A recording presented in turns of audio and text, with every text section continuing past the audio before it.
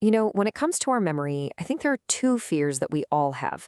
One of them is that really annoying, frustrating thing that happens day to day. And the other? Well, the other one is a much deeper, scarier thought. Let's start with the one you've probably felt recently.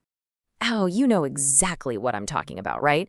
You didn't get a great night's sleep, you're at an event, someone introduces themselves, and literally 30 seconds later, poof, their name is just gone. It's that little brain glitch, that circuit failure that happens when we're just plain tired. But then there's that other fear. The one that kind of whispers in the back of your mind, especially as you get older. What if these little slips aren't just little slips? What if they're the start of something more permanent? Yeah, that's the fear we don't really like to talk about. Well, that fear has a name, and it's Alzheimer's disease. It's not just a personal struggle, it's this huge global health crisis. It's like a thief that slowly, quietly steals away our memories and, with them, our identities. Just think about this for a second. Right now, around 50 million people worldwide are affected by Alzheimer's. And here's the truly wild part. That number is on track to triple by the year 2050. That creates this massive sense of urgency, right? We have to find ways to protect ourselves, to build up our brain's defenses. So where on earth do we look for a defender? Well, the answer might actually be sitting right on your kitchen counter. It's one of the most popular substances on the entire planet, and it just might be an unlikely guardian for our minds. We are, of course, talking about caffeine. And in this explainer, we're going to dig into the really fascinating science that suggests this simple, everyday chemical, this morning ritual, might be doing more than just waking us up. It might be protecting our memory, and in some incredible cases, maybe even restoring it. Okay, let's open up the first case file. This is all about the long-term connection between caffeine and Alzheimer's disease. And the evidence here is pretty compelling, looking at people's habits over many, many years. So what's really striking here is just how consistent the findings are. Look at that first study from Maya and Mendonça. They found that Alzheimer's patients drink less than half the amount of caffeine as healthy people. Then you've got Cao and his team, who found that people with high levels of caffeine in their blood were actually protected from slipping from mild impairment into full-blown dementia. And the most recent one here, from Bloom, really seals the deal. Less caffeine meant a nearly 2.5 times higher risk of memory problems. You see the pattern, right? It's pretty hard to miss. So what's the magic number? Well, across a lot of these studies, the protective effects really seem to start showing up when people consume more than 200 milligrams a day. To put that in perspective, that's about 2 or 3 regular cups of coffee.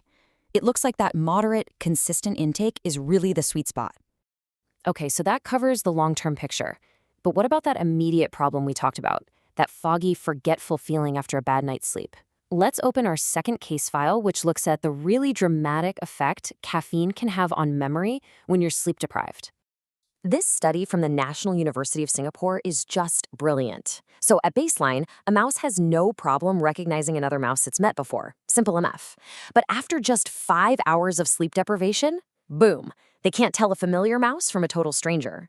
But here's where it gets amazing. If they gave the mice caffeine before depriving them of sleep, their memory was totally fine. And get this, they even took brain tissue from the sleep-deprived mice, applied caffeine directly to it, and the normal brain signaling came right back. So it didn't just prevent the problem, it actually reversed the damage. And the researchers, like Sridharan Sachikumar, actually found the exact spot in the brain where this was all happening. It's a specific area in the hippocampus called the CA2 region. You can think of it as a critical hub, a switchboard, that physically links our sleep quality to our ability to remember things, like who we've met before. So, we've seen that it works, both long-term and short-term, but the next big question is, how? How is it actually working? Let's dive into the molecular level and see what caffeine is really doing inside our heads. The best way to think about it is like this. The longer you're awake, the more a chemical called adenosine builds up in your brain. Adenosine is basically your brain's brake pedal. It slows everything down, weakens the connections between your neurons, which scientists call synaptic plasticity, and that makes it really hard to form new memories. Well, caffeine's superpower is that it's a master of disguise. Its shape is almost identical to adenosine, so it slides right into those adenosine receptors and just blocks them. It's like putting a block under the brake pedal, stopping it from being pressed. And that allows your memory circuits to start firing on all cylinders again. But here's a plot twist for you. Just when you think you have it all figured out, it turns out that for the biggest brain-boosting benefits, caffeine might not be working alone. Yeah, as Dr. Chuan Hai Kao over at the University of South Florida puts it, there seems to be a synergistic interaction. Basically, his research suggests there's some kind of mystery ingredient in coffee specifically that teams up with caffeine to create an even more powerful effect.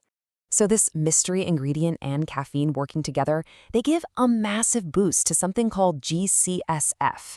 And you can think of GCSF as your brain's personal superhero.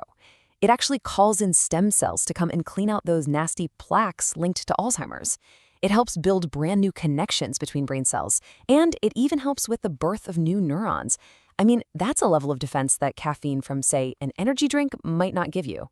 All right, so we've looked at the long-term studies, the short-term experiments, and the incredible science happening inside the brain. So let's put it all together. What is the real bottom line here? Okay, here's the all-important fine print, and we gotta be clear about this. First, the dose seems to matter. We're talking about moderate, long-term intake, maybe even 4 to 5 cups a day, according to some studies. Second, the source is key. That synergistic effect we talked about means that caffeinated coffee seems to be the real powerhouse here. Third, and this is so important, caffeine is a protector, not a magic cure. It might reduce your risk or delay the disease, but it's not a guarantee. And finally, a lot of this incredible evidence comes from animal studies. We still need more large-scale human trials to really confirm all this. So, the next time you're having your morning coffee, just take a second to think about it. We see it as this simple ritual, right? Just something to get us going. But what if it's actually doing so much more? What if that daily habit is also one of your brain's best lines of defense, quietly standing guard over your most precious asset, your memories?